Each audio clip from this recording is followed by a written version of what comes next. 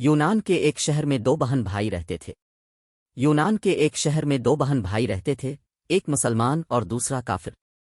مسلمان دن کے پہلے حصے میں اٹھ کر پوچھتا تھا، جبکہ دوسرا بھائی آئکن کے سامنے گھٹنے ٹیک کر اس کی تعظیم کرتا تھا۔ وہ باہر چلا گیا۔ ایک موقع پر مسلمان بہن بھائی شبی کے سامنے رہے۔ اس نے اپنا جوتا ہٹایا اور شہر میں ہنگامہ کرنے سے پہلے کہا، آج تمہارا آخری دن ہے، چلا گیا۔ اس شام اس شبیہ کے مالک نے پرجوش کی فنتاسی میں دکھایا اور اسے حاصل کیا اور کہا، کل سب سے پہلے اب کا بھائی مجھے توڑ دے گا، میری حفاظت اب کی ذمہ داری ہے۔ اگر مجھے کچھ ہوا تو میں اب کی ٹانگیں توڑ دوں گا۔ وحشی نے الوہیت کے آگے ہاتھ باندھے اور کہا، جناب، میں آپ کا پیروکار ہوں، میں تم سے مسلسل محبت کرتا ہوں تمہاری ٹانگیں توڑنے کے لیے، پھر تم اسے توڑو جو تمہیں مسلسل لات مارتا ہے۔ تم کس وجہ سے مجھ سے سمجھوتا کر رہے ہو؟ دیوتا نے یہ بحث سنی، کچھ دیر سوچا اور پھر کہا، میں کیسے ہو سکتا ہوں؟